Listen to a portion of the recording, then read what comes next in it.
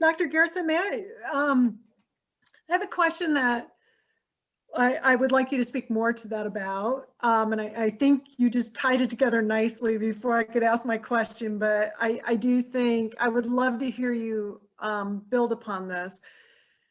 And you've talked about the Great Society and kind of really a social justice approach to crime. And then that explodes, right? And they keep the connection to Blacks and crime, but we drop the social justice component of the Great Society. So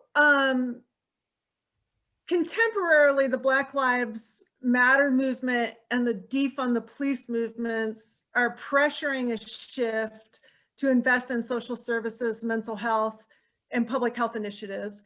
And your work shows the devastating harm political rhetoric and coded language used by white social conservatives can have in mobilizing the power and control of the criminal justice system. Yet other research and scholarly work, especially ethnographies and memoirs that place Black women at the center and are focused on the nexus between criminal justice and social services. Those works, one may argue the social services, human services, all of those are just, they too are controlling institutions. And just as the face of crime is promoted as Black, the narrative in the face of poverty is also Black in this country. So my question is based on your work in this movement to defund the police and move to public and health social services models, will that embody the best of America or the worst of America as we move forward?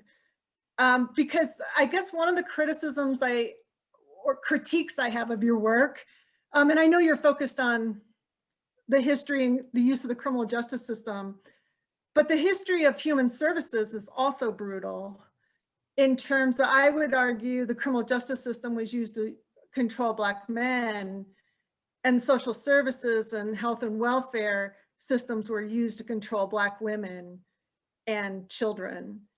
So these two systems come together at a nexus of power and control of the public space as well as the private space. And so this move from defund the police to fund social services seems very benevolent on its face. But when you put it within the context of your work, it loses its benevolence. And I'm curious just to get your thoughts about how do you project that moving forward in this political climate?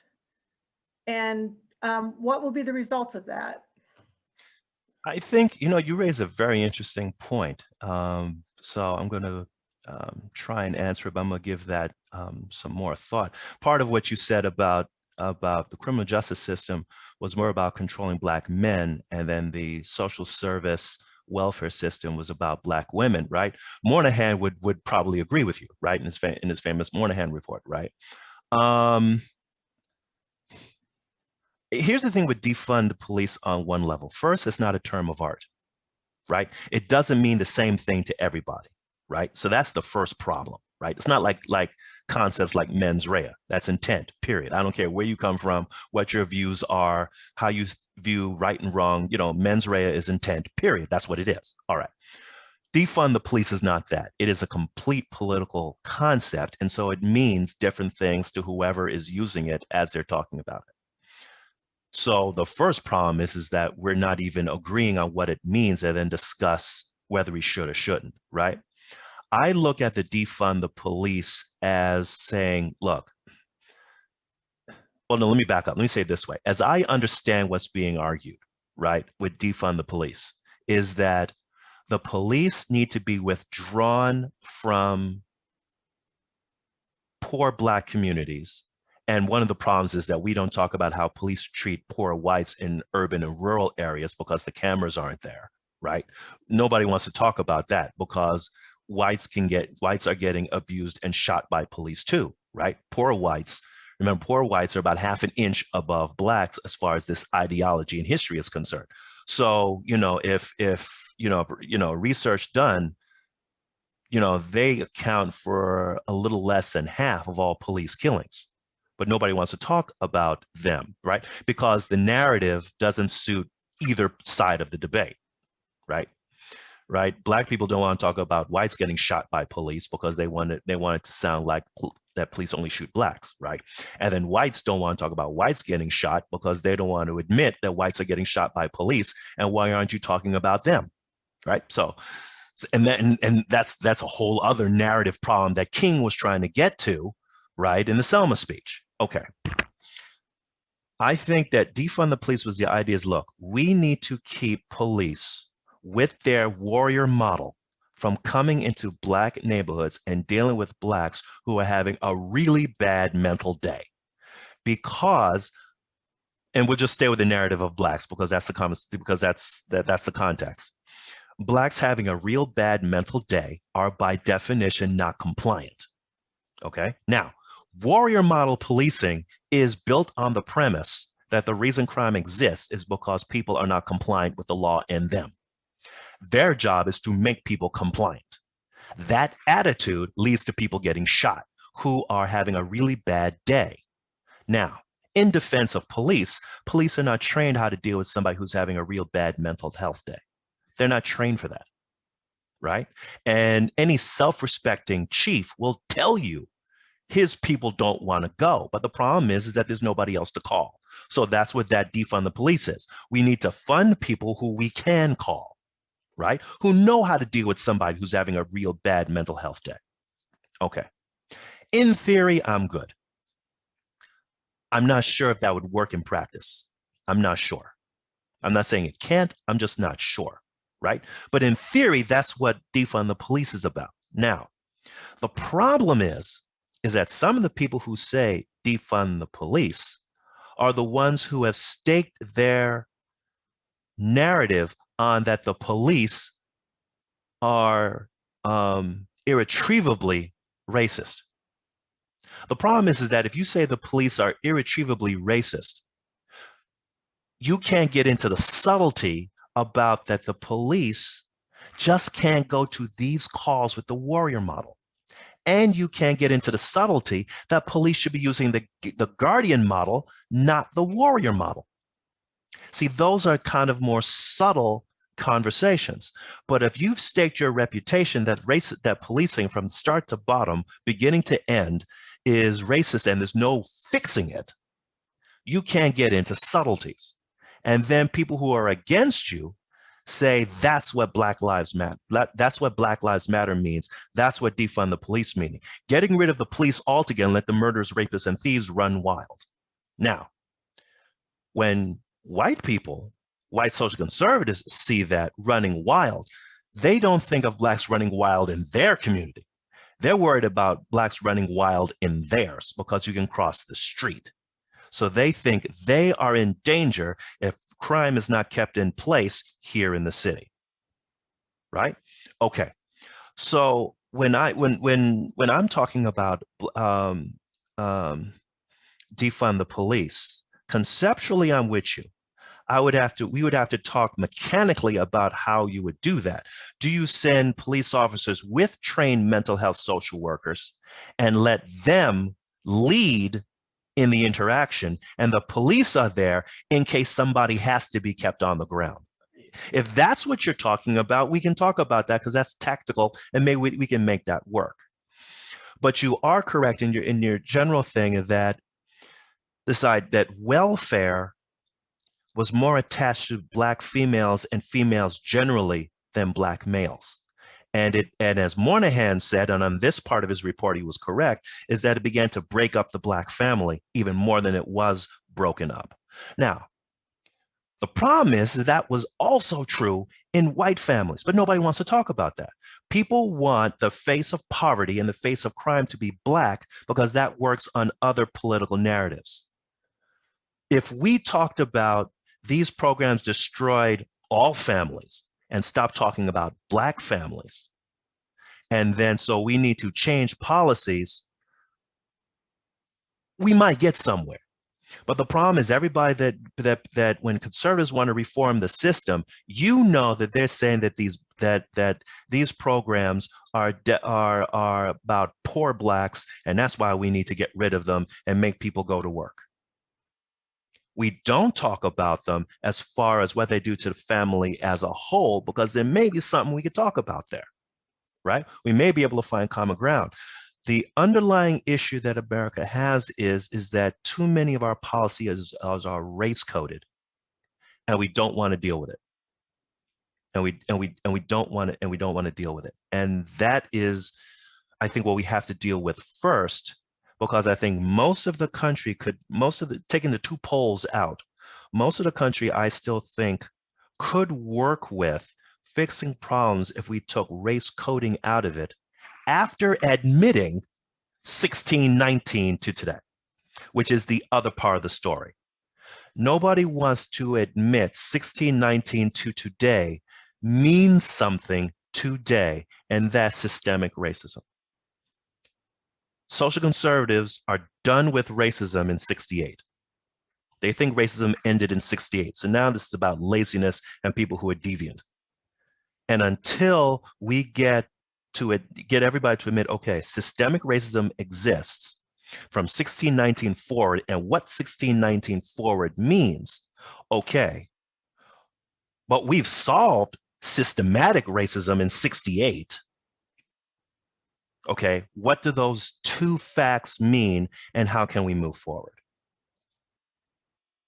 Agreed. Let me see. We have another question. Well, it's really more of a statement. It's really a comment, and also from Dr. Doucet.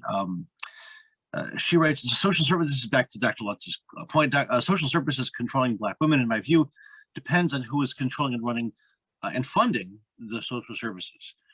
Who are the rule makers for such services? Of course, that gets to the very idea of the purpose of care. And it's more of a question, a comment than a question. So I guess that would be a thing for us to respond to.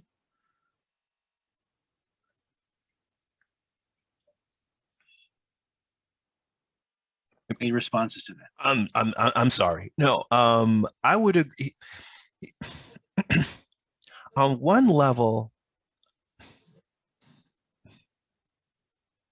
I guess the problem is this. Moynihan had a point when he said that welfare payments displace the Black male.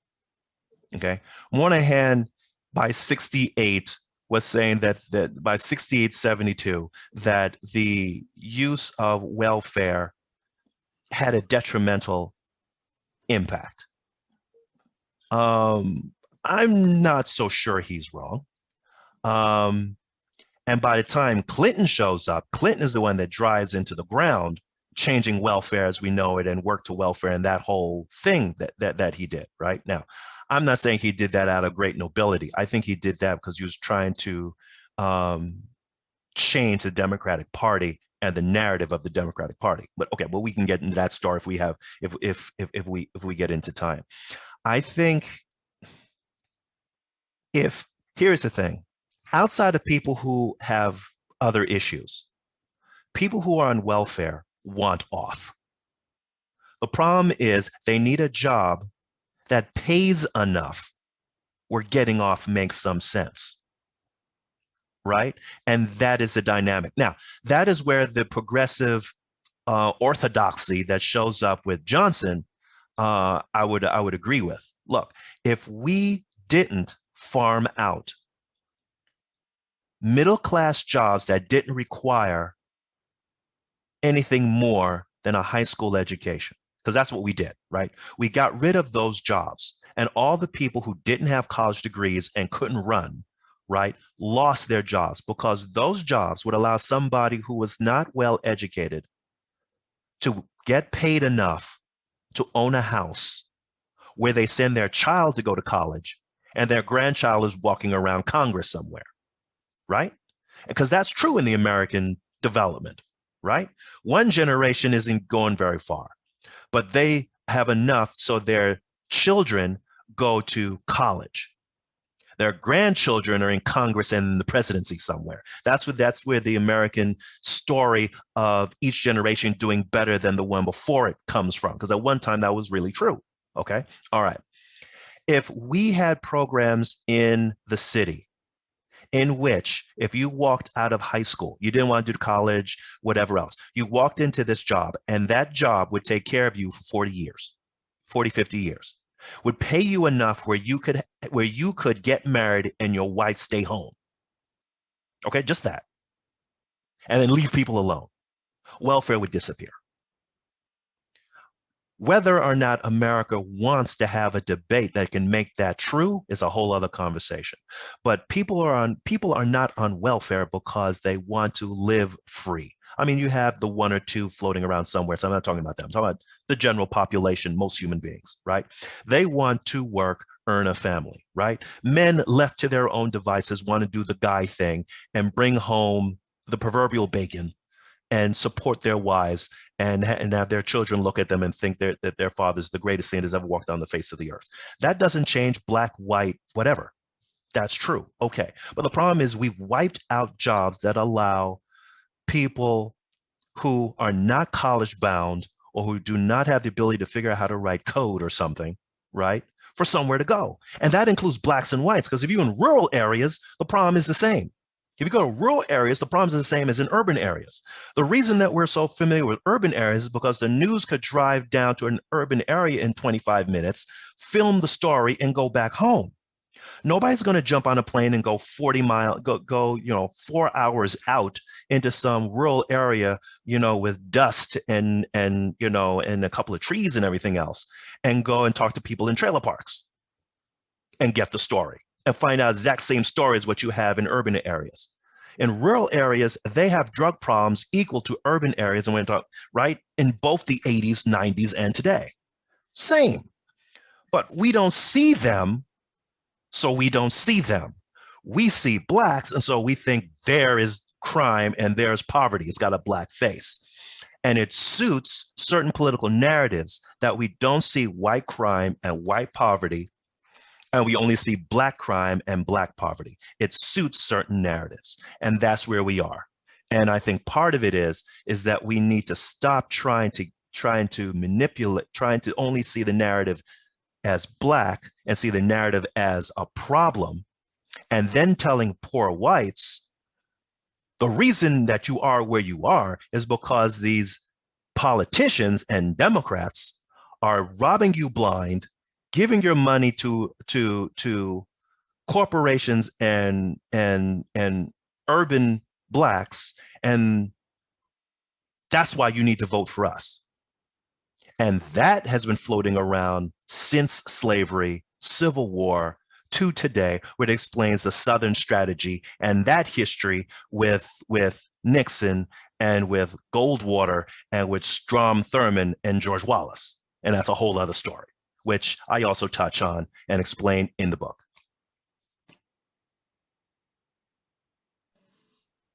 Thank you. I don't have any more pressing Q&A. Did we deal with that? There was a question about, let me see here, about social services,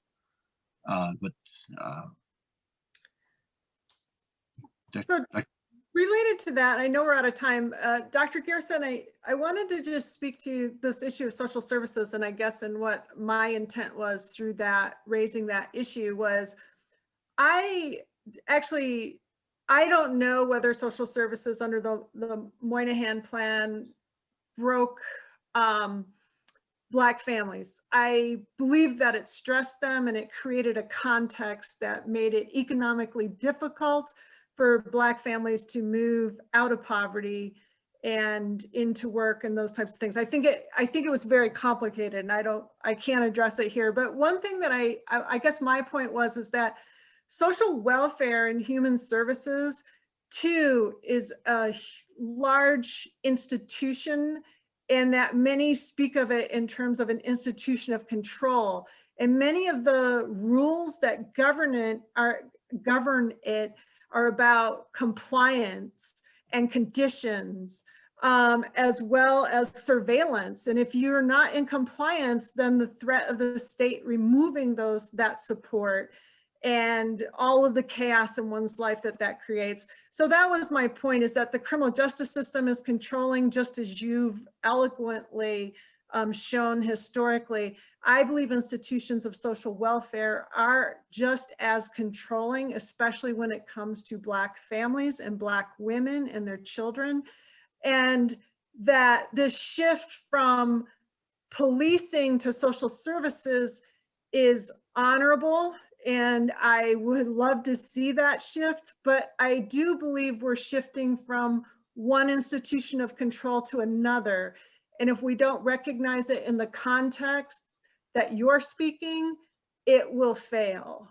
It will just be an extension of state control. It will just have a different face to how that control is administered. And so I just wanted to clarify my point, because I believe it's in line with your argument. It's just a parallel institution. And I fear that this defund the police, without understanding your work and the argument you're making, sets us up for another failure in terms of social services and a great society, so to speak. As you framed it, I could not find a disagreement. True, because to follow up what you said, which was true, right? Here's what I meant by it broke Black families. All right, then. So you have John and Cindy, right? Whatever. Okay. Okay, then. Now, social services comes in and says, we will give you WIC and we'll give you some other direct payments, right, to deal with poverty. All right, right, because progressives and Democrats believe poverty is about money, right? One of the problems with progressives and social conservatives that I think that they miss is that poverty, there are more aspects to poverty than just lack of money, right? There's social, political, moral, psychological, sociological, right? Okay, then. But let's just stay with money. Okay, so we're going to give Cindy X amount of money. But to say what your point is control, you're absolutely right. Because what we say is, Cindy, if you make more than X, you get nothing. If you make Y, you get X minus some amount, right? Okay. Now, Cindy is married and staying with her husband. Okay, he's not bringing in a whole lot of money. That's the whole reason why we're in the social services agency in the first place, right? Because we need more money. The social worker tells her, if your husband leaves, your classification will change and we can give you the maximum amount of money. But if he stays, you get less or none. Okay, so now, social conservatives say human beings are all economic animals. All right, so let's stay with their narrative. Human beings think economically. They don't think any other way, right? That's what social conservatives give us. All right, so let's stay with their narrative. What's Cindy do? Cindy tells John, go away.